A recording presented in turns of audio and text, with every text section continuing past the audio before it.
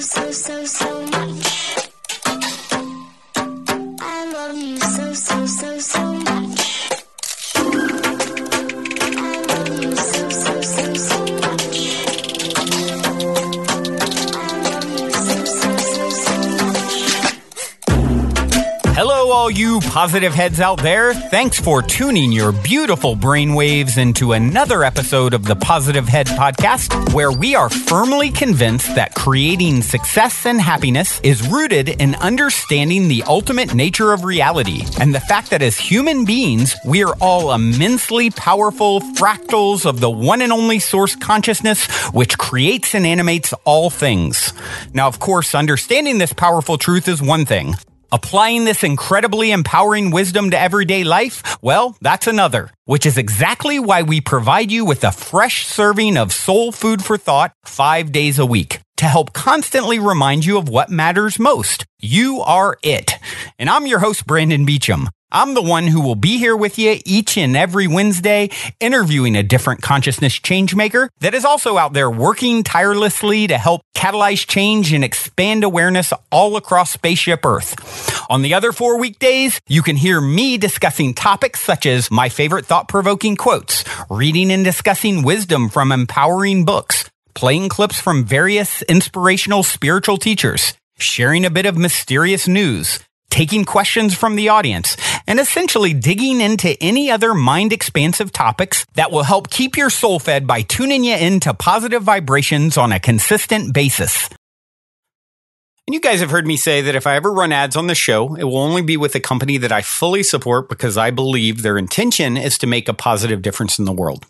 Well, I'm pleased to announce that day has arrived and that this episode of the Positive Head Podcast is being brought to you thanks to the support of Gaia. If you're not familiar, Gaia is the go-to source for streaming consciousness content online. And you can sign up for your first month for only 99 cents at gaia.com/positivehead. That's spelled GAIA.com/positivehead. Check it out. All right, all you positive heads. On this week's interview episode, I'm very happy to have Zen athlete Matt Belair here with me on the show. Matt is a coach and host of the Matt Belair Podcast. Hey there, Matt. Welcome to the show, my friend. What's up, brother? It's so great to be here. Yeah, I've been looking forward to this for quite some time. I believe, how did we get connected? Was it through our mutual friend, Adam Krim? Is that how this happened? I think this was a Krim connection. I had seen Positive Head around, but we didn't have the official intro, so I think it was him. Adam, shout out. Thank you, my friend. Yeah, brother. I have a feeling this is going to be a good one. So I'm going to start you off with the same question I ask everyone. You're in an elevator.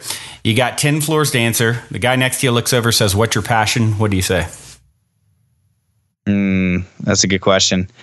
I would say exploration of the mind, exploration of the world, just exploring everything, exploring consciousness, love and kindness, all that kind of stuff. Seems like a good reason to be in 3D to me. Yeah, man. So tell us a little bit, Matt.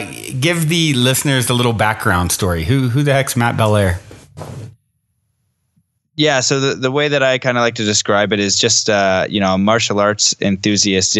When I was really young, I got into Bruce Lee and martial arts, like 5 or 6, and my dad was a martial artist, and right away I was captivated with what they could do. I'm watching the kung fu movies where they're flying around, and I didn't really know if that was real or not.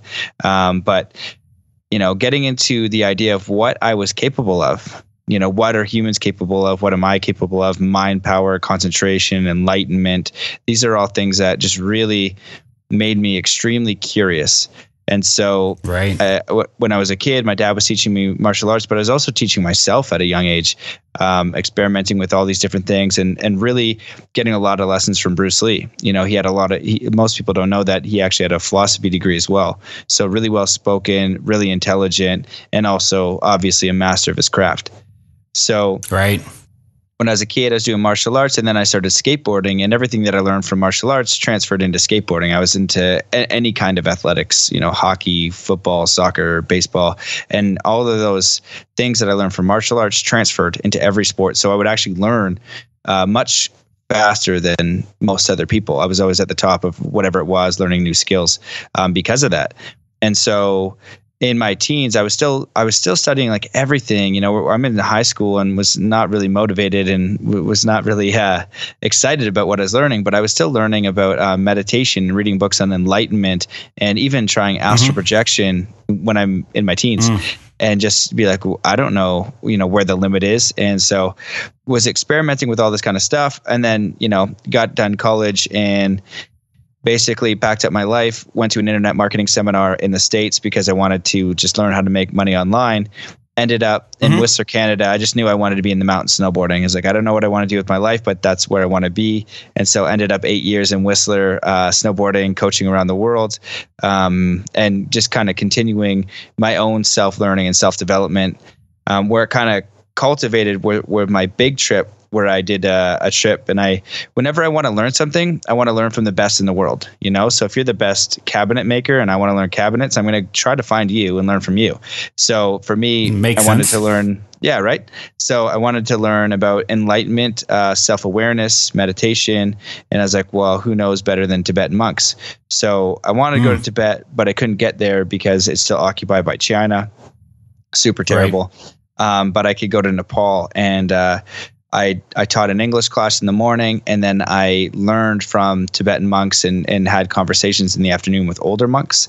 And I did that for 6 weeks, trekked Everest, trained professional MMA in Thailand with professional fighters, got to see where I was at. I learned a lot about fighting and practical skills.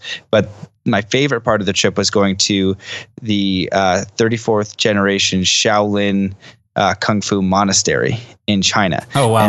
And so, with superhumans, it's something that I've always been really interested in. Like Wim Hof is a really obvious one. I knew about Wim Hof years and years ago before, everyone's like, oh my God, Wim Hof. And I'm like, thank God he's popularized because he's showing what is possible, It's like, look at and I'd always bring him up. Can you explain maybe touch on Wim Hof for those who haven't heard of him? Yeah, so Wim Hof, the Iceman, essentially just breaks all these records in cold. He has the world record for sitting in a cold, ice bath for, I think it's a few hours, and his core body temperature doesn't go down. And scientists are like, that's not possible. But he does it. He's trekked Everest in his underwear, essentially, without an oxygen mask. He's been injected with disease, and then he repels it with his so he's activating his central nervous system through this breathing that he does. And and he didn't invent yogic breath either.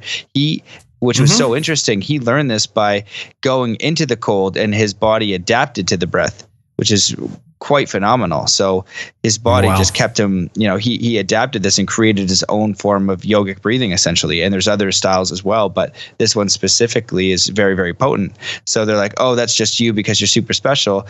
And then he gets his students injected with this, whatever, I don't exactly know what the disease is, but I'm pretty sure you can look it up and find it. And they repel it as well.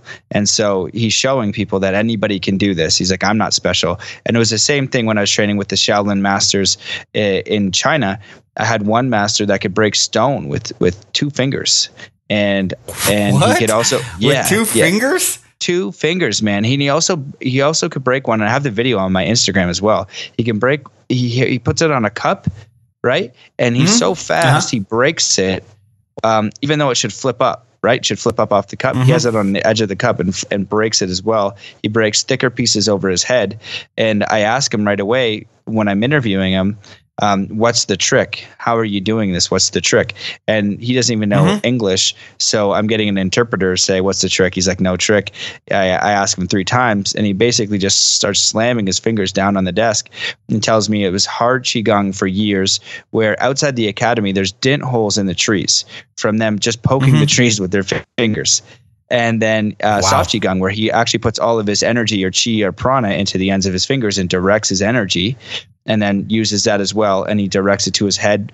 You see a drunk guy beer bottle himself. Imagine a 2-inch piece of stone right over the crown of your head. And so, right? That definitely trumps the beer bottle. Yeah, man, it's wild. So I wanted to know, I want to know what's possible. Is it for real? Is it a sham? You know what I mean? Am I kidding myself? Right. And so, he told me that anybody could do it, but people are going to give up just before they get there. And I had just such a deep lesson in that, knowing that, if I could take that level of dedication to any idea in my life, then it's going to happen. You know what I mean? So what am I willing to dedicate my life to? And I think that when we can answer those two fundamental questions, we're really steering down a path to a fulfilling life, because most people, they never really ask that question. And what I learned from martial arts and skateboarding and snowboarding is there's no end. You can't just master martial arts and everything, or skateboarding or snowboarding. It's a continuous learning process. So what do you want to learn for 10 years, 20 years, or 30 years? What in you are you that passionate about? And if you can go down that route, I think you're going to be a lot happier and more fulfilled. Yeah, definitely following your heart versus doing something out of fear or because you've been told this is a path to go is no bueno. I think more and more people are starting to realize that too, that I've got to find what it is that really gets me excited, following your bliss, so to speak. So very interesting path, man. So how long did you train with the monks there?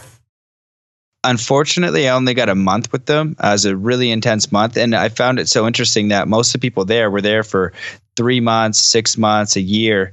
And, a month was a really short time. I would have loved to stay longer, but that was the end of my massive travel.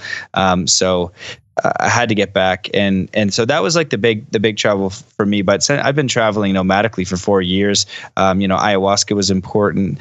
Going to Europe was important. So I've been exploring and really Burning Man and the festivals and the conversations that I've been having with there. People are really coming out of the woodworks and sharing incredible technologies, insights, stories that are just unbelievable. And I like to tell my friends I'm kind of like in Star Trek, where I'm trying to figure out, what am I, just kind of being as scientific as I can, because I'm very intuitive. I'm very open-minded, and especially when you do ayahuasca, you become very open-minded if you're not already. So, right. So I'm now in just, really interesting experiences, interesting expansion for sure. Yeah, I've definitely talked about ayahuasca, having done some journeys myself. Is that something that you have you done multiple ayahuasca journeys? What was your experience? I'm always curious to hear people's experience with that plant medicine. Yeah, it's pretty powerful stuff. So I've done it 8 times so far. Okay. Open to it, doing it again. Nothing that like I feel necessary, like I need to. Like I definitely have the message. Right. One of the things that bothered me about ayahuasca and bothered me about Burning Man was it's like you see it, you cannot not see it. You know what I mean? Like it opens up, and the way that I like to say it is like, if the medicine works, which it pretty much always does, you want to be more loving and kind to yourself. You want to be more loving and kind to other people. And you want to kind of be of service to humanity. And so when people like kind of see that, and I know they saw it, and they go back and they just kind of like stuff it into this little shelf in their mind, it's always there and it's going to come out eventually. But it's really the integration, integrate that information and connect with it, because it's always there with you now. So same with Burning Man. I see these amazing people, amazing conversations, and I'm like, oh, what do you do for work? And they're like, this. And I was like, do you like it? No. And it's not serving anybody. It's kind of like on the spectrum of, let's say manipulation or taking. And, it's like, you don't have to do that. I know that you have a job and you have a house, and I understand that, like, you want those things, but crap, man, when that mirror comes up, when you have to face yourself when that time comes, you're not going to be proud of yourself. And I know that, and you know that. And so why don't you just consider, and in the best way too, because once you realize and connect what you love to do, you're going to be so much more stoked on life. You're going to be serving people, and you're going to grow in ways that you're never going to allow yourself to do under, doing things just for money, to get a paycheck, to buy shit. Right. Yeah, I think that's such a struggle for so many people.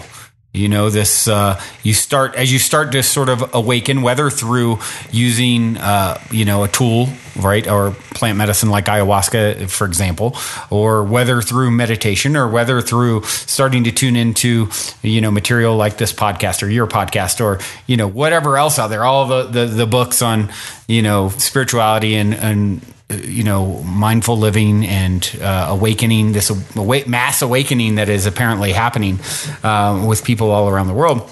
You come to this sort of existential crisis of, okay, I'm doing this. You've kind of got one foot in one world and one foot in another, and it becomes a difficult decision. And I can even relate to it in my own life, and I talk about it all the time on the show. I kind of doing daily shows 4 days a week and then one interview. People that tune in regularly know every little thing about my ups and downs and lefts and rights and things that I've struggled with. And this is one of them. It's like, how do you, when especially if there's a lot of opportunity in something that's more traditional, but yet and then it's like, okay, well, it's a path where if you can make especially if there's potential to make a whole lot of money, and it's, not really serving your soul as much as it is, a financial come up, that you can then, what can you do with those resources to help people? And because, of course, make no mistake, in this world that we live in, having a lot of money certainly helps you do a lot of things. And that's one of the things that always shocks me about a lot of very wealthy people. It's like the lack of interesting things that they do to help the world, right? So for me, it's always been sort of this goal, to have a lot of resources so that I can do all kinds of, big things. So yeah, I think this is something that a lot of people face and have to kind of come to terms with in their own way.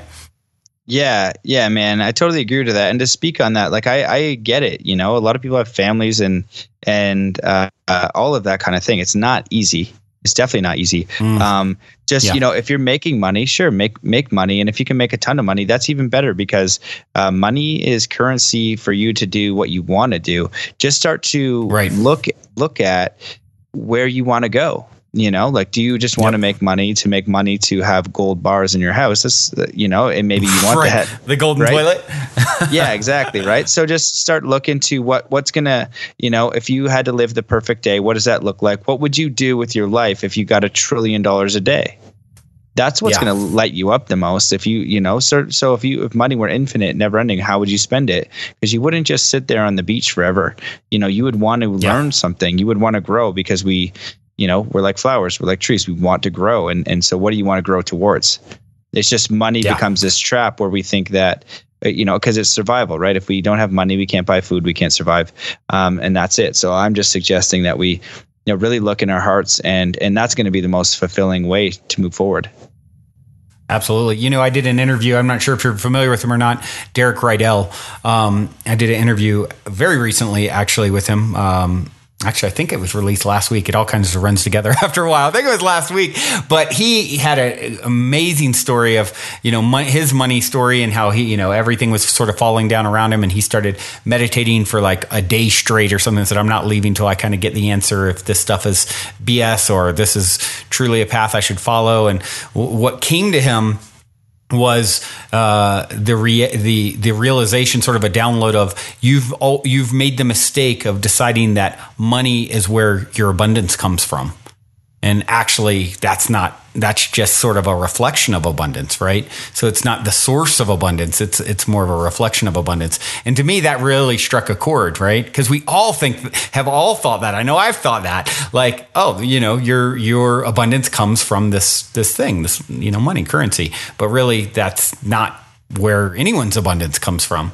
And then he goes on to tell the story and how he ends up almost being evicted. Then all of a sudden, of course, getting into this sort of Zen state, and understanding of his abundance being, lying elsewhere with his source and so forth. And then having a story where, he has kind of a windfall of money out of nowhere that saves the day. So, pretty interesting perspective, I thought, though.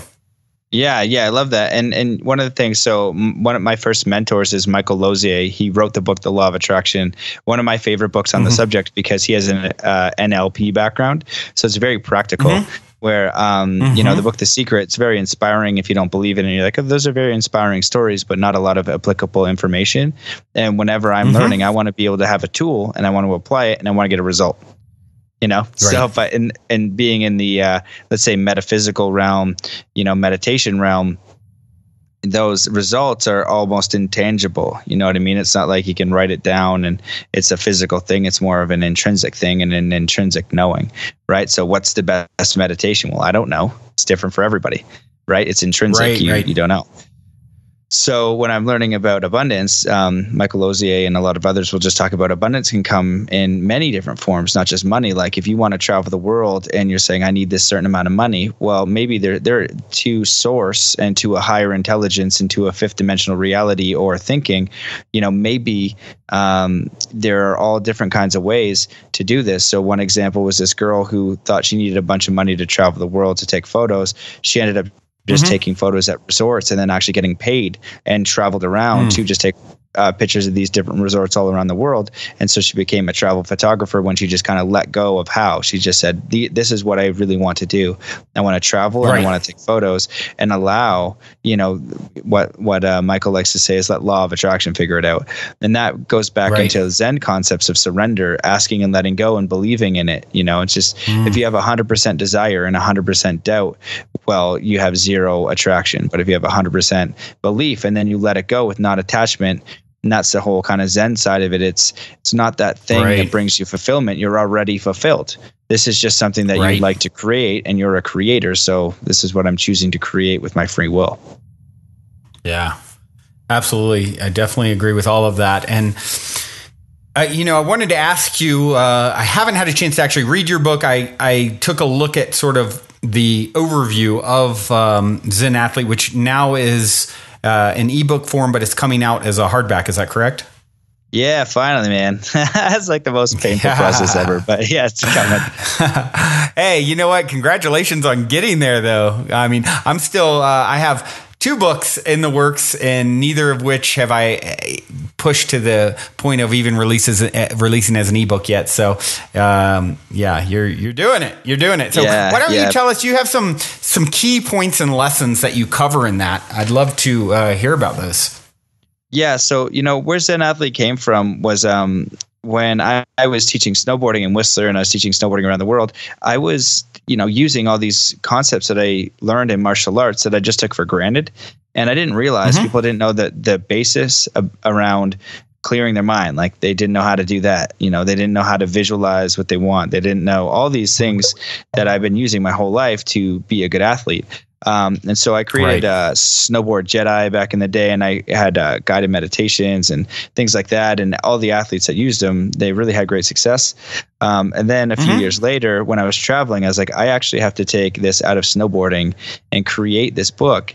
And it's basically a compilation of all of the best sports psychology, mental training, metaphysics, whatever you want to call it, techniques that I've learned over a lifetime. So you open up in any page and you're going to get a technique. Like I said, what pisses me off is when I want to read a book and I want a technique and I want to get better. Like if I want to get stronger, and I read a book on it, I expect to get techniques to make me stronger. I don't expect theory. I don't care about what personally, I don't care what my muscles are doing. I don't care if you want to tell me all kinds of terms about what's happening. Give me the darn tools to make me stronger. And then give me that other information either. So that's really what it is. So I have I just call it the Zen performance model.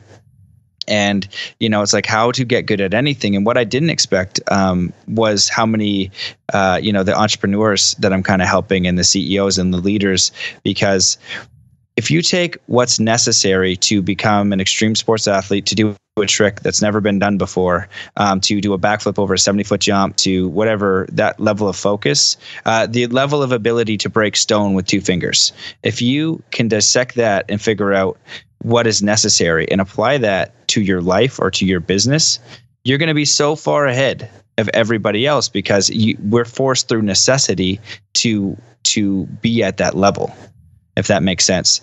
So, So I'll give you like a little bit of an example. Like I basically am on the understanding that whatever I visualize an hour a day is going to happen. So You look at one of the athletes that I had, he's amazing. Brody Carmichael is a freestyle motocross rider, and he hits me up because he's crashing his first front flip. And I was also coaching Pat Bowden, who's another monster, or I'm not sure he's sponsored, I think Monster and a bunch of other ones, freestyle motocross guy. And he's like, I fell on my first front flip. I heard you're good. Like, I'd love to chat. So hit him up on the phone and basically make sure he doesn't have any limiting beliefs or anything. And I kind of refine a few things he says, but I don't do any major mental surgery, so to speak. And I was like, look, man, I was like, you don't have to read my book. You don't have to do all these visualizations or the video course. You can if you want. It's going to give you more understanding. All you actually have to do is visualize that trick properly 1 hour a day, every single day. And it's going to take you about 7 days. And you'll know within your bones that you can land it. And so he goes, all right, because he has a necessity, right? If you shoot a basketball shot, your legs aren't going to break. You're not going to break your back. You're not going to kill yourself. Right. So do you have a necessity then to visualize an hour a day? If you go to a business and you want to create a business, but it's so far in the future, and you can wake up every day and put food on the table, you're not going to see that as a useful tool because you don't have a necessity to make it a useful tool. So long story short, within 2 weeks, the next competition, he lands that front flip. 2 weeks after that, he lands the world's first front flip heel clicker. Now, 2 weeks after that, he lands the world's first front flip Superman, first try, without practicing it once, without being on his bike once in that 2 weeks. He was going across Australia, speaking to kids. He's an amazing human being. He's inspiring kids. He's talking about, a lot of the stuff that's in the book too, just positivity, being a good kid, doing what you want. And so he lands the world's first front flip Superman on a motorcycle, just doing this. Wow. And that shows the process. Now you take it one step further, and you have Dr. Joe Dispenza, who has a leading science in showing people how to just use meditation. It's not, he didn't invent this meditation. He's just guiding through his process. It's a really great process, but people are going into a meditative state, visualizing health an hour a day. He has a bunch of people that have cured themselves from cancer, cystic fibrosis, myalgia, incurable diseases repeatedly. He hooks just them up just with an hour of visualization a day. Meditation, and it depends on each person. Some people are 3 months, some people are 2 years, right? But when your life is on the line, why not try it, right? Yeah. So he goes like one of the girls' stories, it was like a 3 or 4 year recovery, but she recovered. She was sick her whole entire life into her 40s or 50s, but then healed herself, let's say from 42 to 40, 44, 46, you know what I mean? But now she's the healthiest she's been at 47, 48, 49, 50, 51, 52, 53. Her whole life she had it because she identified with that. So again, where this comes from is a necessity. I'm going to die, so I may as well try this. I don't even believe it, and they might not. So that's the same thing with Brody Carmichael. So he has to make sure that this goes right. So he has a necessity to do this, and so there's a couple other fundamentals in there. For me, what I say with the book is, I don't care if it's Zen Athlete or whatever. What my intention is to popularize the mental game of sport. So if my book inspires LeBron James to make LeBron James meditations, I will be so stoked because so many kids will now meditate because they're going to listen to him. Do you know what I mean? Totally. And that's what we need. So the way that I kind of see it is, teaching all just the fundamentals in all schools and your youth organizations, which are, I'm going to take a basketball shot, clear your mind, which is a fundamental shift in consciousness. 99% of people cannot clear their mind. It is a fundamental shift in consciousness. If you cannot do that, you don't understand the level of control of the way your mind works and what happens in there. You have to be able to do that to understand it, to disassociate. It's so crucial. To visualize. Is there a technique that you would recommend? Like, is there a particular technique for someone who hears that and says, okay, I don't know how to clear my mind. What do I do? Just 3 deep breaths. That's all I say. Just do 3 deep breaths. You can do meditation. You could go sit in nature, whatever you want. And there's so much information out there. What's the best way? What's the right way? Just go sit in nature. Just sit down and just observe your thoughts. Do like 10 minutes of mindfulness of just learning to quiet your mind. And it's not that so many people think that you're not supposed to have thoughts in there. All you're doing is observing those thoughts. You're just not attaching to them. You're just watching what your mind does. So you'd be like, oh man, I just thought about, oranges for, 1,000 times in a row. That's so weird. I'm thinking about oranges, but usually it's about like oh my God, I don't have enough money. Oh my God, I'm so stressed about this. Oh my God. And so we have 70 to 90,000 thoughts per day. And every one of those thoughts matters. Every one of those thoughts is hitting the field, whatever this unified field is, and it's bringing you back through law of attraction and energetic frequencies and laws, and whatever that is. We need a scientist or Dr. Joe to come help me up to get the proper speak. Because for me, I don't give a crap. Like I said, with the what's happening in my body, I just want to be strong. Right. So Pavel Tsulin is that best thing, right? I did his workouts, and within a few months, I never deadlifted before. And I deadlifted 463 pounds at 170 body weight. And it was the simplest freaking exercise ever. And I got strong as a mother. And that's what I'm about. You know what I mean? I don't care what is happening in my body if it works. You know what I mean? So with these mental training techniques, a lot of people need that. And so Dr. Cho's trying to bring in the science. Okay, so I'm rambling. So the second thing is you got to visualize what you want. So just if you want to clear your mind, get a guided meditation, listen to calming music, sit in nature. There's no right or wrong way to do it. There is no master. You're the master. And it's that easy. Just take some time to learn it however you want. Singing bowls are great. Look at singing bowls on YouTube. I love those too. And lots of amazing research on music too. Music and sound is about to kick some ass across the planet. It already is, and it's going to even harder. So then the third thing, and this is the key, is no matter what happens, choose the most powerful and positive perspective that you can. So you miss the shot. You're like, okay, let's do this again. I clear my mind. I visualize a shot misses. And my girlfriend breaks up with me. Everyone calls me a loser. I pee my pants, and that all sucks. So what is the most powerful and positive perspective that I can have in this situation? And then you're growing, and then you're building. And if we teach kids those three fundamentals, because most adults I know don't have those fundamentals, and they're three really fundamental shifts in consciousness, because the third one makes you a creator, not a victim. And there's so much victim mentality because of the government. So much. I can't do this because of this. I can't do that. I'm not strong enough. I'm not smart enough. I'm not pretty enough. Whatever the case is, we are all capable of so much more than we could possibly imagine. We just have to start to learn how to fix our thinking first. Right. Yeah, that's very simple and very profound. I mean, I love the way you say, there is no master, you're it, right? And so many people have given away their power to some other idea or person or thing. And it's, clear your mind, learn how to visualize, and keep on going. Made me think of my my grandfather and father were both state champion skeet shooters way back in the day. And my grandfather would talk about how he would always see the clay pigeon explode before he shot it. It's the same thing. It's across the board with anyone who's had major success with, whether a sport. Of course, sport is one of the. It seems like naturally sort of lends itself to get people to get in this zone, right? And that's why I think it's a really great sort of correlation you're making, kind of tying that into everything else. Makes a whole lot of sense. Yeah, just and exactly, every great athlete. So, what I'm bringing forward isn't anything new. You know what I mean? I'm not writing anything new at all. I'm just taking everything that I've learned that's been most effective for me and the people that I've coached, and just trying to make it as simple as I can. I invite you to read all the books. Read Stephen Kotler's book. Read Mark Divine. That guy is the man. That's one of my favorite books. I can't remember. Just Google Mark Divine. He's a former Navy SEAL. It's like, and I actually read his after I wrote the book. I wish I read it before. But it's such a great book, and you start to realize that everybody's saying the same thing. Unbeatable Mind. Is that it? I think so. Yeah. Unbeatable Mind. Yeah. Great. You know what I mean? Not all are as because like I said, I like the tactics.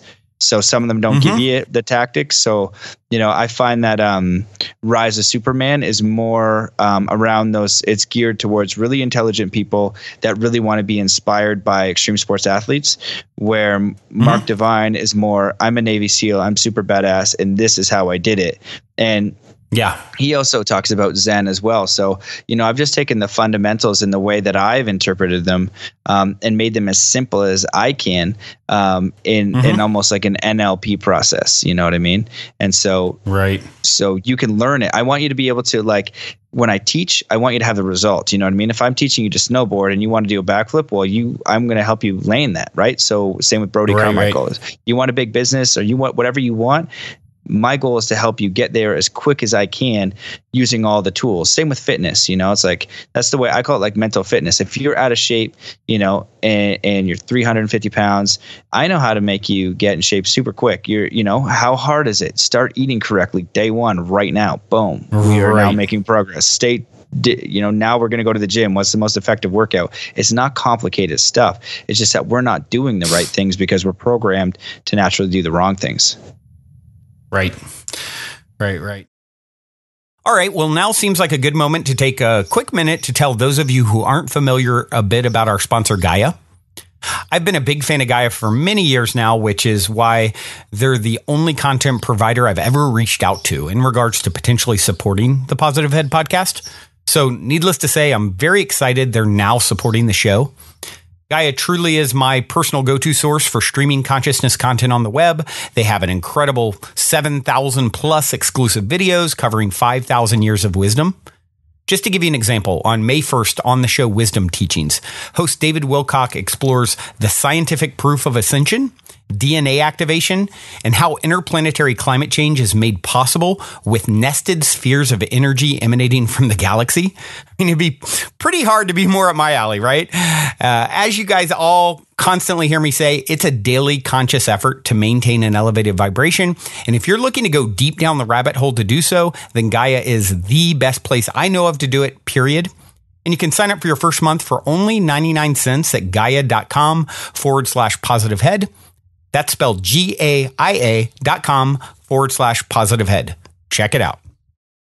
I have a couple other things here that I have a list of. There's so many good things to chat with you about. You're very diverse. And we're going to get into a little bit of weirdness here in a few minutes. But you talk a little bit about ascension, the idea of ascension, both collectively and personally. And I'd like to hear your thoughts on that. Yeah, it's a great question. Thanks I can get weird. It's my favorite thing. We've been known to do it on the show. Yeah, man. And for me, it's just been, kind of like my life research has been into the weirdness, this kind of like enlightenment process. So ascension to me, like when people ask me what I do, I say overall, everything that I'm trying to do is to assist in the ascension of the planet, whatever that means. Now, it might mean different things to different people. To me, it means basically coming into harmony within myself, where I'm the most loving, kind, aware, fulfilled, magnetized, harmonized human being possible. And then helping the community and the world to get there in any way that I can, of full service. So, a similar question that I've been getting asked recently is, what is enlightenment? And, I broke it down to like a few elements. Sometimes I say a little bit of different things, but for me right now, enlightenment is two simple things. Number one, taking radical responsibility for yourself, 100%. All the crappy stuff too. You don't get out. Every shitty thing, you take responsibility 100%, or you're a victim. And that's the crappy truth. That's so hard for people to do, is to swallow that first pill. No, it's his fault. No, it's her fault. They probably did something terrible, but until you can learn to forgive them, to understand that you're still a victim and they're going to be holding your power. All those people are holding your power. So you can't get to an enlightened state. And this is from like the podcast, interviewing all these people, reading ancient texts and new leaders, Yogananda, the autobiography of a yogi, the Aquarian Gospel of Jesus the Christ, Eckhart Tolle. You know what I mean? How do you say his name? I say it differently every time. Is it Tolle or Tolle? Yeah, I know. I'm not sure it's Tolle. Time. I think it's Tolle. I think it's Tolle, but I could be wrong too. I don't think it's Tolle, because Tolle sounds like some sort of like European. I don't know. It's either Tolle or Toll, but I don't know. I've heard Toll too. Just yeah, Toll. that's what I don't know. Okay. Yeah, so all these people are saying the same. He's a mysterious man, so his name will remain a mystery. What are we going to do? Yeah, exactly. So everybody's saying the same thing, but the practice is the challenge, and that's what makes the master. And then the second thing is you're actually 100% service to everything. So and I live my life that way, and I'm not kidding. And I can only prove it to myself on a daily basis, and that's what an enlightened master is. So I had recently on my podcast Frank Ostapeki, I think is his name. I hope it's close. This guy co-founded Zen Hospice within probably 3 minutes. I was like, this guy's the first Zen master I've ever podcast with. And I just want him to keep talking. So simple, so profound. He co-founded Zen Hospice. For the last 35 years. He's been helping people cross over. And he's been selflessly serving people for 35 years. That's how simple it is. But he's actually doing it. It's like, no, when I get this, then I'll serve people. No, when I get this, then I'll serve people. So you take radical responsibility for everything in your life. And then in the Bhagavad Gita, when I read that book, it was like a spiritual test. So if you've been on this for a while now and you'd like to test yourself to where you are, read Bhagavad Gita as it is. And so some of that book is really challenging, but the bottom line is just be of service to every single thing. Like you give it all. Right. Alan Watts says you give it all up, then you get it all back. But the beautiful thing is you can't fake it. And when you get into environments with other people who are not faking it, you earned your right there. And you're so, there's no ego contest. It's not like, I'm more spiritual than you. It's just like, hey man, I love you. It's so great to see you. How was that ride getting here for you? It was, you probably got your ass kicked the whole way. And that's why you learn so much, right? Totally.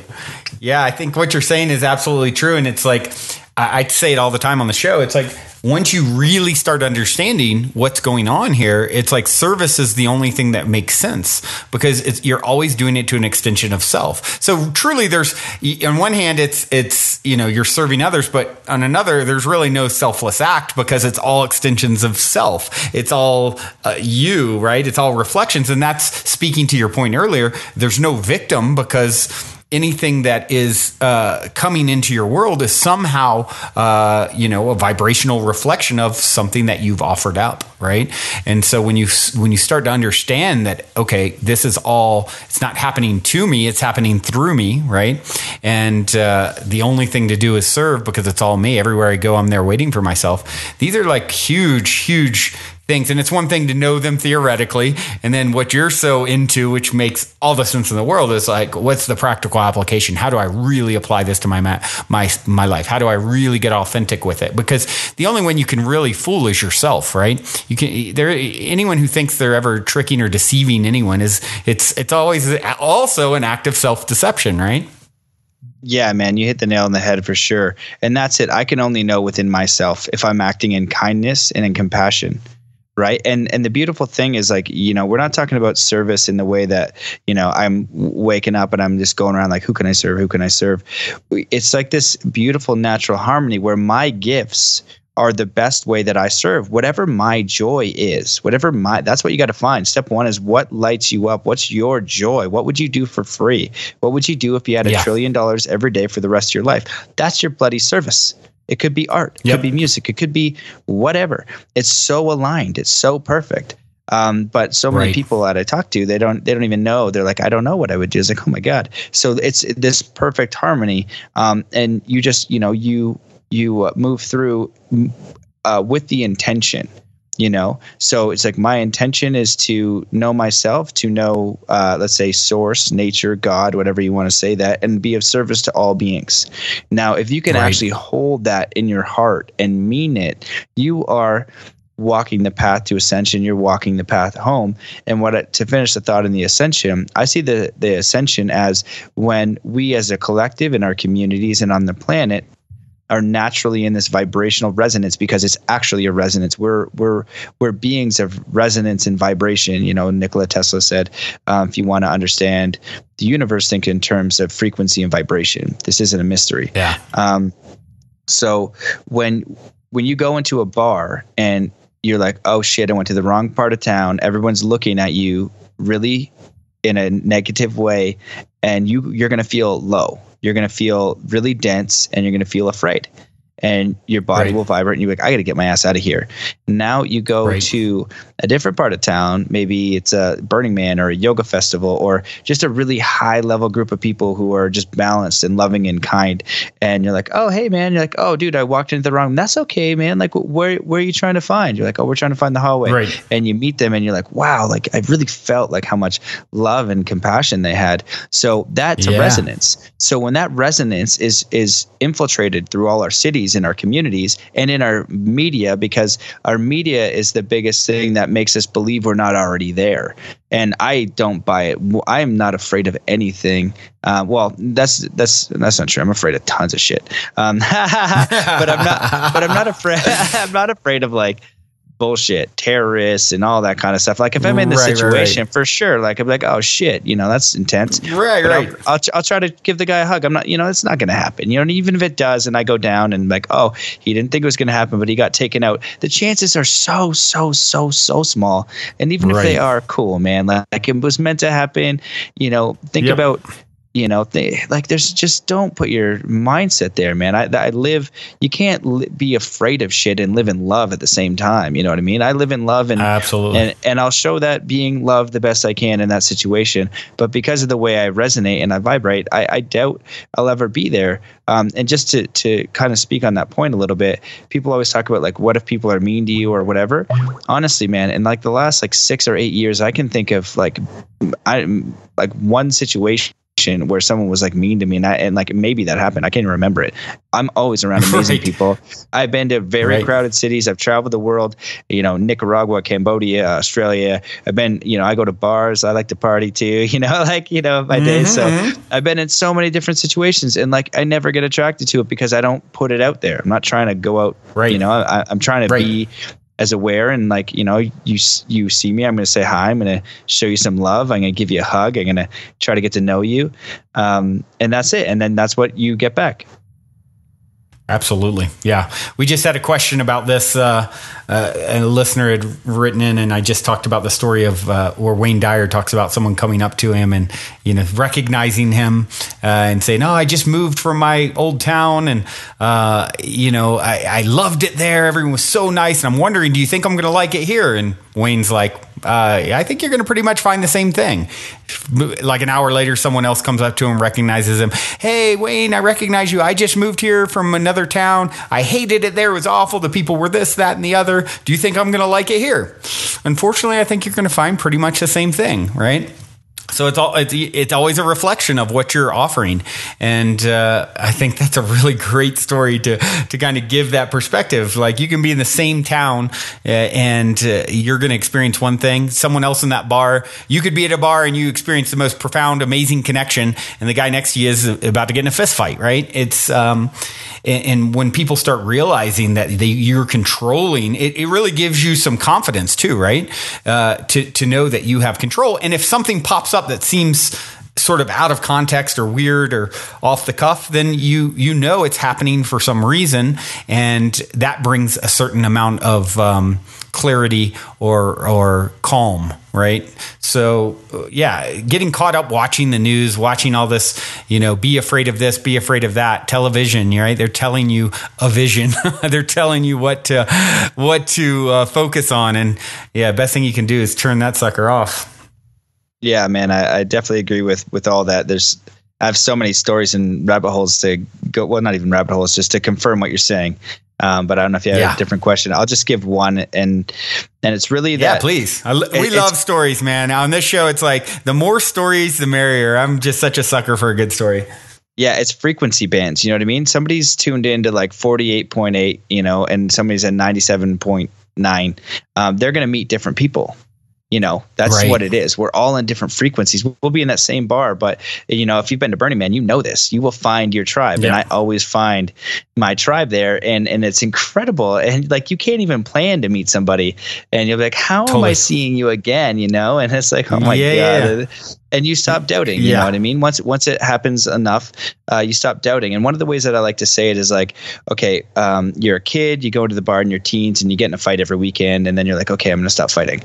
So then the next week you go out and someone's like, oh man, you're a dick. And I'm like, I'm not a dick, fuck you. And then so I punched him in the face, and I had to fight that guy because he called me a dick, right? So then the next week, someone messes with me again, and I got to fight that guy. Then I'm like, you know what? Maybe if they call me a dick, I don't have to fight him.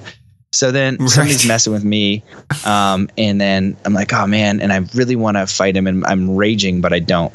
Next week, same thing. I'm raging and I don't. And then the week after, somebody does it again, but my body's not reacting. And I think to myself, what's wrong with this person to be acting this way? Maybe I should show them a bit of love and be like, something's not right with them if they need to fight and they're hurting, doing this. Right? So then the next week, you're never going to have that same lesson again because you understood what the lesson was. You know what I mean? So that's living it. Right. And so I'll give you one more brief one. And this is like a surrender one. So I always say that, I don't always say this, but I've been saying it recently, that now you do. Now you always say it. Yeah. Everything that happens to me is for my highest good. The universe is on my side. Everything that happens to me is for my highest good. So I went to the Conscious Media Festival, met incredible people 2 weekends ago. I end up staying because I meet a friend, and I end up staying to the front of South by Southwest.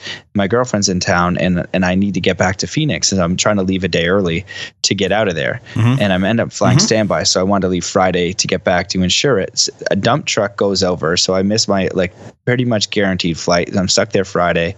I spent all day Saturday in the airport. Then I spent all day Sunday in the airport, and I'm going to lose my mind. Wow. I'm going through the maddest I have ever been. You know what I mean? Right. To being taking my medicine, be like, Matt, everything is for your highest good. The universe is on your side. And I'm telling myself this. I'm telling myself this, and I'm like, it's like two minds. You know what I mean? There's the rage mind, and there's the one that's trying to be the Zen, and live it though, and integrate it in the challenge, right? Because that's where the mastery comes, is in the challenge. So I'm able to stay with that energy briefly and then transmute it. Sometimes, I'm in that anger for a minute. I'm like, gotta drop it. It's frustrating. It was the most frustrating freaking thing ever. 3 days in the airport, man, 5 a.m. waiting all day. It sucked. Then my buddy gives me a shout, and he's like, hey dude, you'll never believe this, but this woman just walked into her house thinking it was another friend's house, and she is basically going to go to this exclusive South by Southwest party for one of Richard Branson's new companies, full of absolutely amazing people. He's like, can you come? So I end up going to that meeting, the most incredible. Because you're stuck. Because I'm stuck for 3 days. So I get on that boat. I meet this is Ben Lecomte, I believe. He swam the Pacific Ocean or something like that, and he's going to swim from Tokyo to San Francisco. I met Mike Chang, who's awesome, and I met all of these incredible people. Tennis player? Who? Mike Chang, is that the tennis player? No, he's a six-pack abs guy, but I didn't even know that until after, because I had his information or whatever, and I just saw him as but he's such a beautiful human, down to earth. Now I'm realizing, very successful in the fitness world, but everything aligning with Zen athlete. You know what I mean? I meet two of them. I meet two really amazing, influential people. Not counting, Paul, the owner, and just all these just absolute aces of consciousness and business. And they basically, what he's doing is he's teaming up really, really successful, badass entrepreneurs with really, really badass extreme sports type of people. And that couldn't fit my archetype any better. Oh yeah. How perfect. So now what a great lesson too, to come through that experience, in that sort of being the reward for keeping your cool. It's pretty interesting, pretty awesome, pretty cool synchronicity story. Exactly. And if you don't do that, if I went into victim mode, I could have never allowed that to happen. You know what I mean? Yeah. And that's why in alchemy, most people perceive it as turning lead to gold, as in the physical object. But actually, alchemy is around self-mastery. And the lead is the challenge. Mental alchemy. The negative. So when I take in all that lead, it's giving me actually more fuel for the fire. So the more lead I can get, the brighter my flame can go, the more I can transform that. And so it gives me this bigger, more energetic opportunity. That's a lot of energy, you know, when you think in terms of energy, you know, like meeting Richard. I didn't get to meet Richard Branson. That would have been dope. But if I did, that's a lot of energy. That's a high vibe scenario than, you know, your average run of the mill human being. It's like an energetic exchange. So you got to be able to hold that energy in that field, space, in that situation. Yeah, exactly. Absolutely. So, that's awesome, man. That's a great story, great example. And, you know, we talked a little bit before we actually turned the microphones on, and we were talking a little bit about some interesting guests that you had. So, you know, with your podcast, now your podcast is relatively new, right? Who has been some of your favorite guests so far, and why? Yeah, it's a really great question, man. Thanks. Yeah, it's new. I think I'm going to be releasing episode 50. It's so challenging to do consistently while I travel around. But the intention was I want to interview the most conscious, inspirational, high vibrational people of service to humanity, and share their wisdom and stories. And I'm all about masters, man, like Master Go, who could break the stone. Wim Hof is a living, I haven't interviewed him yet, but I hope to one day do that. But he's a living superhuman. And so I wanted to, and then also like ascended masters. So the people that blow my mind on the podcast, you know, one was Don Miguel Ruiz Jr. because he is a master, and it's so simple. He was episode number 2 and episode like 10 or 12, but he's just a master. You know, it's so simple. Yeah, I had him on as well. Right, so honest. You know, that's just what it is. Frank Ostapeki, the Zen Haas, and I hope I'm saying his name right because he's amazing. You know, he's basically a living Zen master and a saint. He's just absolutely incredible. That was one of my recent ones. Super lucky. Coop Blackson is super interesting. So he talks about superhumans. Basically, his dad. Yeah, I had him on as well. Coop was really great. Did he talk about his dad healing people like a miracle? Yeah. Right. Yep. So he basically is like, look, this was just my upbringing. My dad could heal people of things. You know. It's just normal. Like he didn't know anything else. And so I'm like, hold on a second. You're saying he's just healing people of like terminal illnesses and blind. He's like, yeah, man. I was like, how did he do that? He's like, he was very clear. And he gave the only honest answer that I would believe in that situation, saying my dad would say, it's never me. I just use source and I channel source and we do it together. And I see that person as 100% healthy. And I ask for them and I put everything into that. I was like, that's the only thing I would believe, you know? I was like, yes, man, I totally get it. So he's one. And then recently, who we were talking about before, is this man that I saw speak at Gem and Jam. And his name is David Lombert Senapass, and he is the native storyteller for the Mi'kmaq Nation. He has a lineage of 387 years or something. And so he was like when I watched him speak at Gem and Jam, and I also watched him speak at the Galactic Center in Tucson, which is the Galactic Center's in Tucson, which is just the greatest name for any place anyway. Right. And so he's the native elder. He represents that entire nation. And so he is basically going full autobiography of a yogi on me, where he's saying something normal for most of the time. He's an engineer. He's a mathematician. He's been in the army. And he said his whole life he knew that he was supposed to bring the star teachings to the people, you know. Interesting. But he didn't want to do it because he's native, and the white people basically effed him over super hard. He's like, why would I want to do this for these people? They've taken our land, our our knowledge. They're we've basically been horrible to them. Why the heck would I want to share these ancient teachings to them? You know? And so he has really wild stories. One of them, he died for 72 seconds. He went to the other side. He walked, he said in that time, 7 million people over to the other side. And then he was given a choice whether to come back. Yeah. And so, he did the first podcast ever with me. And I watched him speak, and, I'm always open. I'm totally, if he's full of crap, I'm totally fine with that. But the thing is, like, when you hear someone speak, and you see like a level of honesty and like authenticity. You feel their vibe, and what they're saying is authentic. Man. Yeah, Yep. most people think I'm crazy. Like even people that I grew up with, they're like, dude, that's not exist. I'm like, you're my friend. I've known you forever. I wouldn't lie to you. Like I can do this or I've seen this, and they can't handle it. So one of the things that he talks about is like whatever is real or you believe, that's going to be your belief system. He's like, in our tribe, in our belief system, people can disappear and reappear. It's not abnormal to us. But think about people with thousands of year lineage connected to the earth and the stars and the plants and everything. We're so disconnected. People have no idea what's going on. Even scientists, most of them have no idea what is going on. I would rather learn from Mother Nature and sitting in silence than microbiology or something. Although it's useful, and if you love science and you're doing it, please keep doing that because it's super necessary, and that's you. But also what's happening is they're balancing those two sides, because I find that really smart people, some of them get too smart where they become really stupid. They think they're so smart that they can figure out the universe. You're not figuring out anything. You could, the more you know, the more you realize you don't know, right? 100%. You know what I mean? If you're a scientist, go do some ayahuasca to really get that humbleness, because exactly. Right. It's really important to know. It's not to diminish that, because science is really important. But what's also to me equally important or more important is keeping an open mind. Is looking at it and listening with your heart, and like, you know what, I can't explain that yet, but wow, holy smokes, how would I know? How would I know what it's like to be raised as a native? That was his birth was prophesized as well. And so, and same with Jesus. Oh, wow. I haven't read the whole thing, but Jesus and the Essenes. Yeah. So basically the Essenes were like ascended masters. It's, imagine like for me, like I just get a group of people that I all think are the most intelligent, and I think that I have some pretty great techniques now. But I raise a kid and I give him the right food, water without freaking fluoride, teaching him meditation from day one, no bull crap on TV, no mental indoctrination, none of that crap. And then his generation teaches one, and then another generation. Now we have 4 generations of clean food, clean water, all this learning.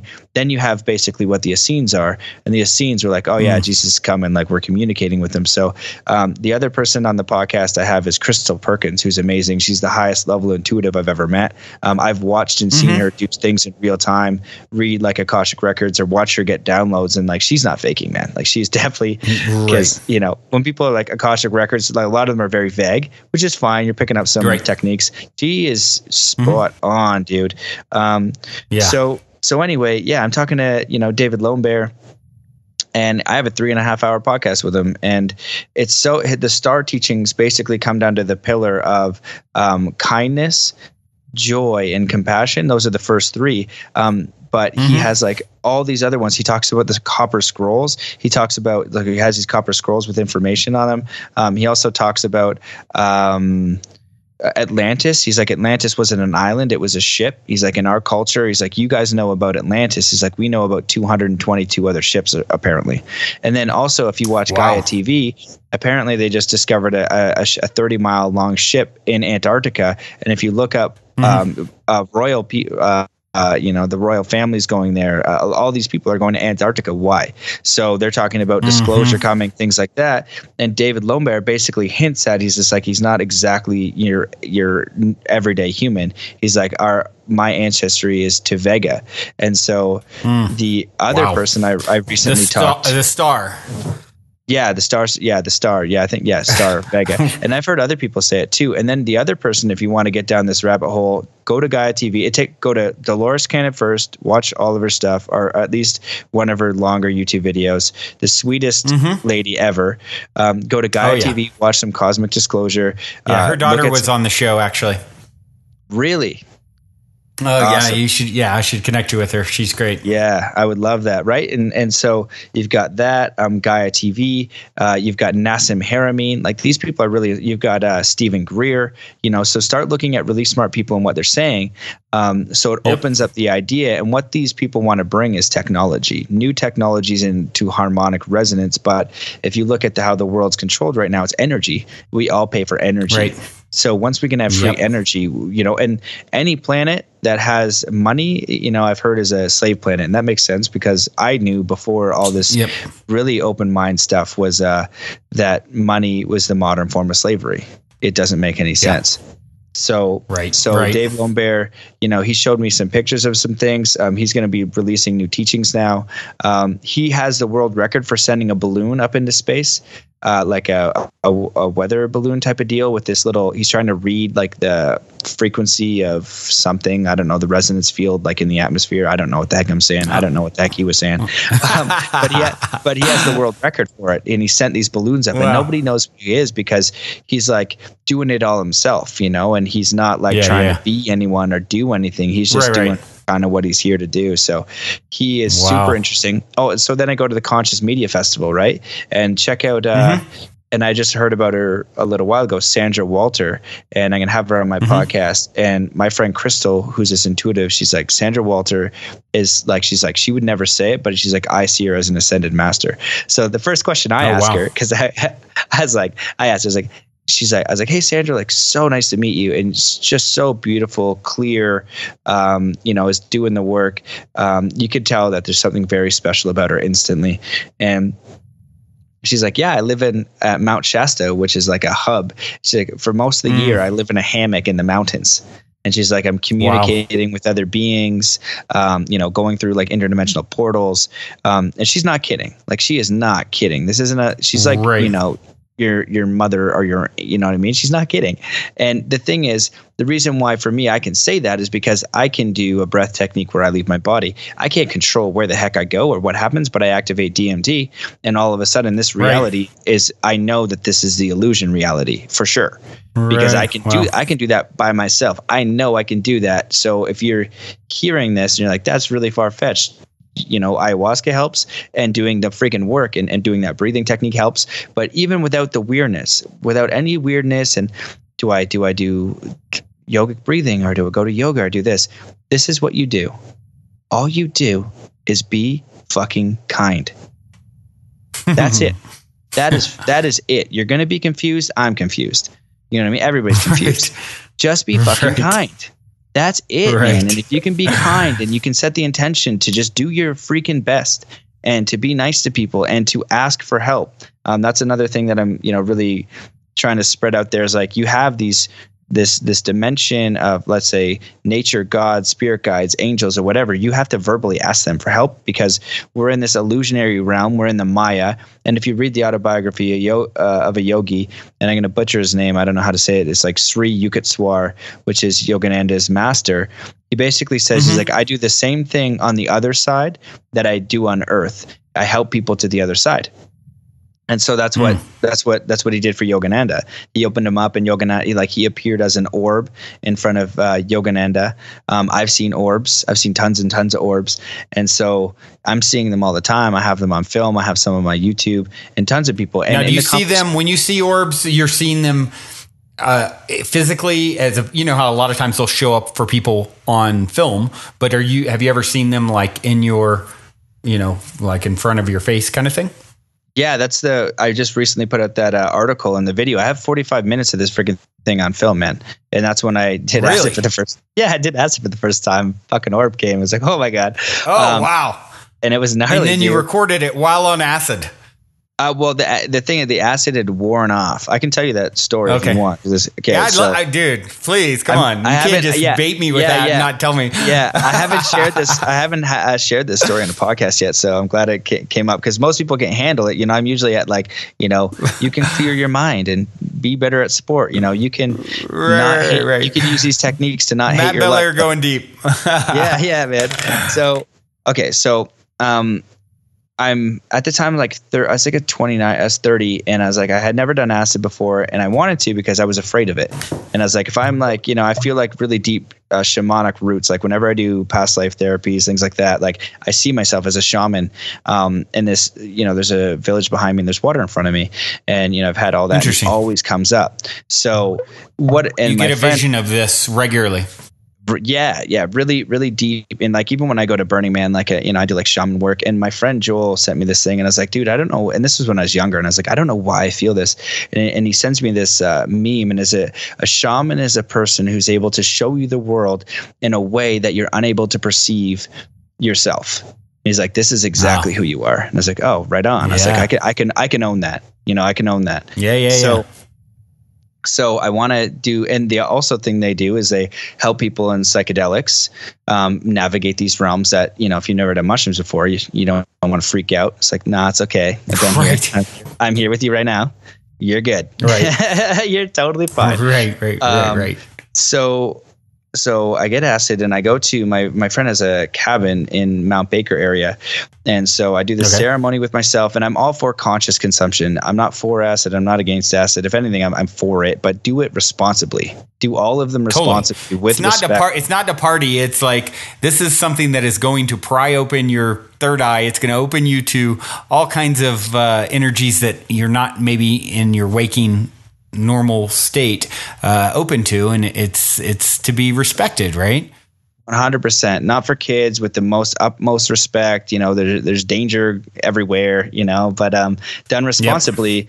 Yep. You know, Tim Ferriss, I think he said that every billionaire I know has done acid or does acid on a pretty regular basis.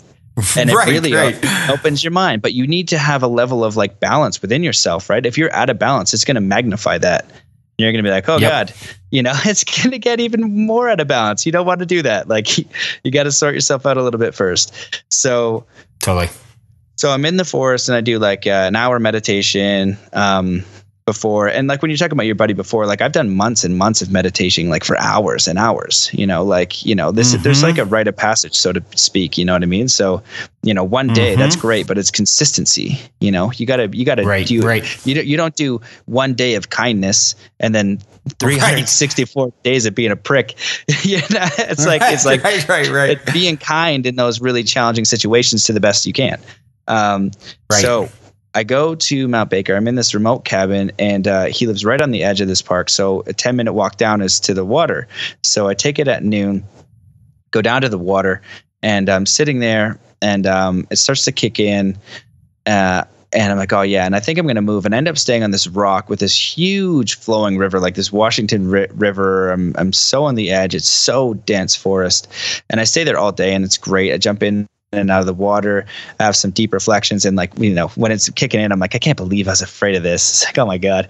And I was like, this is the best. So I'm connecting with nature, all this beautiful stuff happens, and it gets to like 8-9 p.m. and it's wearing off now because it only lasts like 6, 8, 10 hours. The sun was going down, and I noticed a weird star in the sky because there were no other stars and it was still pretty bright out. So I took a couple photos of it, and I was like, that's kind of odd. I end up going up to my cabin and having a fire. I come back down at midnight. So now it's been 12 hours since the acid. And so, yeah, most of my friends are like, oh, dude, you're on acid, right? And if I didn't have the video, they would never believe me. And even with the video, they think it's stupid stuff. They don't, you know. So I'm sitting there, and then I see that orb or light, that star, and I'm looking at it, but it's like moving funny. It's kind of like flashing too.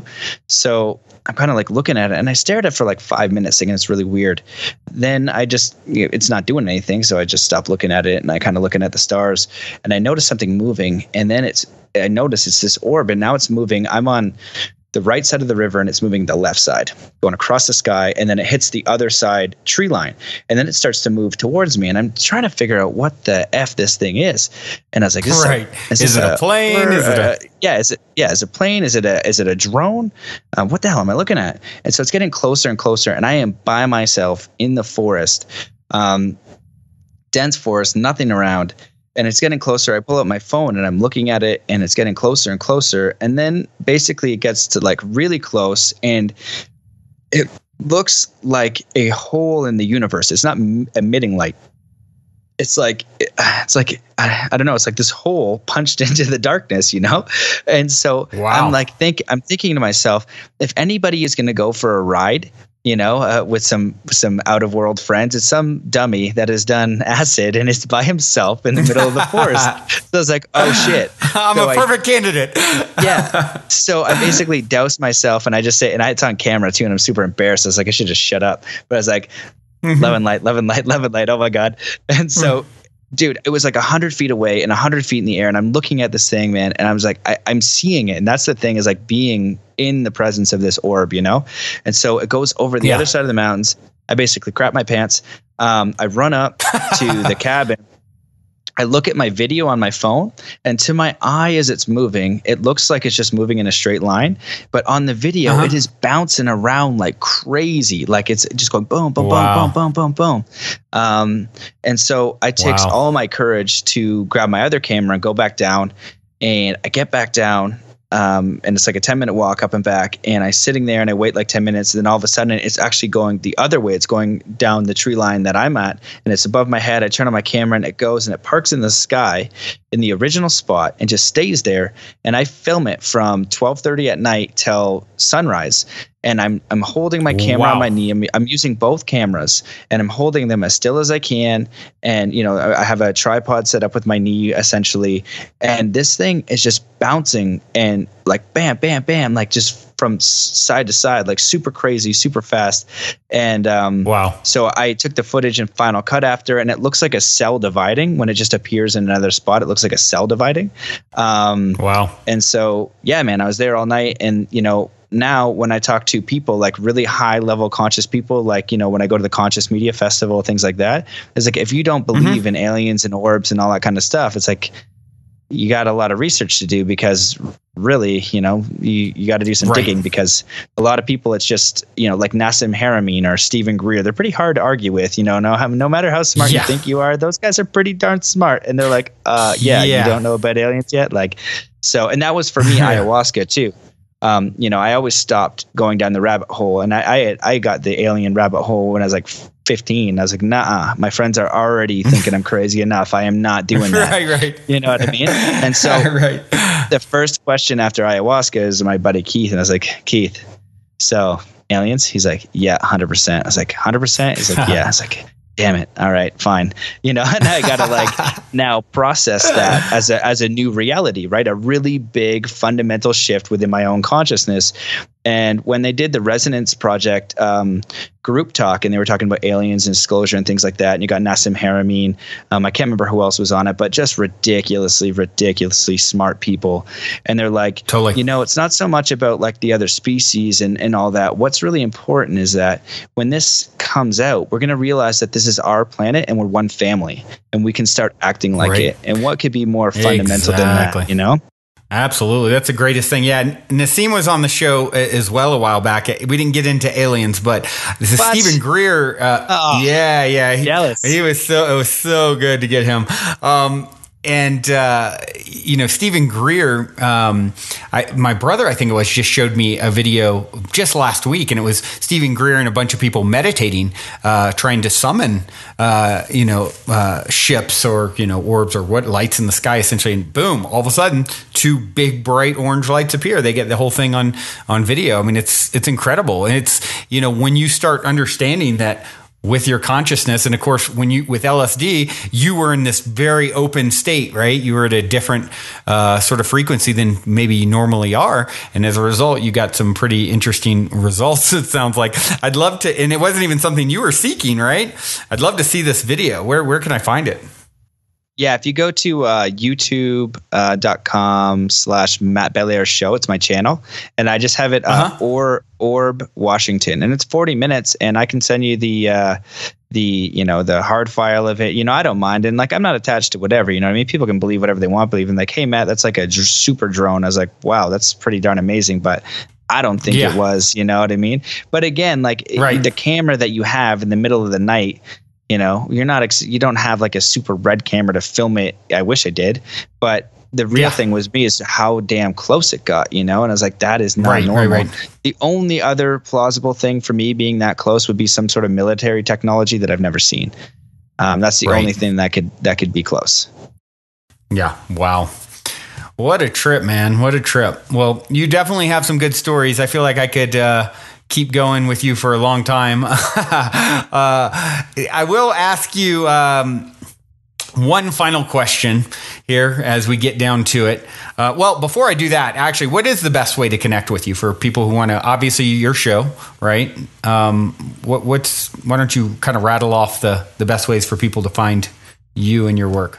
Yeah, for sure, man. Well, mattbelair.com, zenathlete.com. I recently just got hacked. So if we got any like light workers out there, I got some helpers coming in, but like, I got hacked. It's so annoying because I don't know any of the technical stuff. Yeah, man. And it's just the worst. And I'm just like paying like all this money all the time to do all these things. So the site should be up soon, Matt Belair, but hit me up at matt@zenathlete.com, matt@zenathlete. It's the best. I'm on social media. Perfect. It's not as reliable, but you can find me and podcasts, all that stuff. But Matt@zenathlete's the best way. And the podcast is your name, Matt Belair Podcast. Yeah, right? Matt Belair, Mastermind, Body, Spirit. But yeah, pretty much that you'll find me. Beautiful, man. Well, you definitely are a kindred spirit, my friend. So good to connect. I look forward to connecting in real life sometime in 3D, front and center. I will leave you with one question that I like to leave everyone off with. I always open with the same question and with the same question. In 60 seconds or less, what is the meaning of life according to Matt Belair?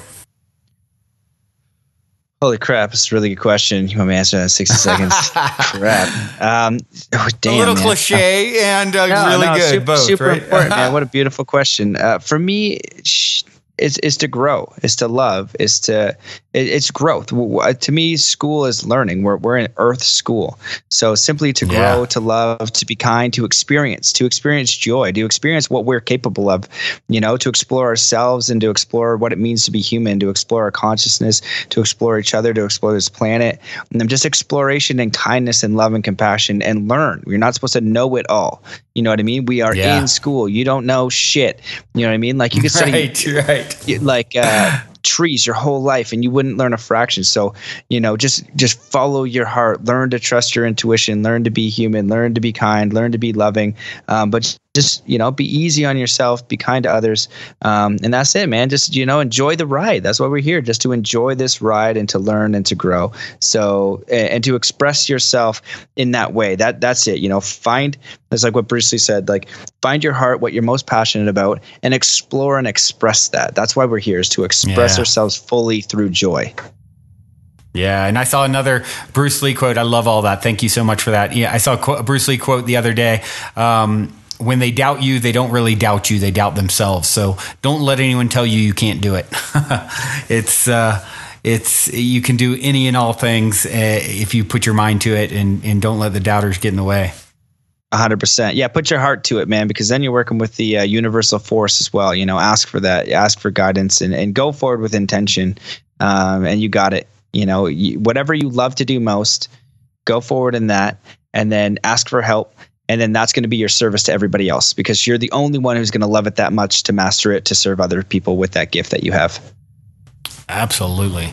Matt, such a pleasure, my friend. You are truly amazing soul. And I look forward to, as I said, connecting again. And until then, journey well, my friend. Yeah, brother. Thank you so much for having me on the podcast, for everything that you do. Just, blasting tons of love and joy to you and all your listeners. Thanks so much for listening. Yeah. Thank you, man. Well, everyone, that concludes this week's interview episode. If you have enjoyed this positive download from our hearts and minds to yours, please take a minute, give us a rating or review on iTunes, since iTunes is the holy grail of all things podcasting. Your good reviews help us to reach more listeners. Also, we would be extremely appreciative if you would tell your friends and family about the show. Our sincere intent with the Positive Head podcast is to spread positivity to the world because we're selfish, quite honestly. I say that jokingly, but really only halfway joking. I'm referring to the good kind of selfish based on the knowing that we all get what we give in this life, because when we give, we're actually always giving to extensions of self, since we're all really one in the same consciousness, just in different bodies. So if you want to be a good selfish along with us by helping to spread the positivity, by all means, please proceed to shout about the Positive Head podcast from your rooftop. Otherwise, as you continue on your fabulous journey in this 3D reality, be sure to remember this. As long as you ain't dead, you're already positive ahead. Journey well, everyone, and thank you for being.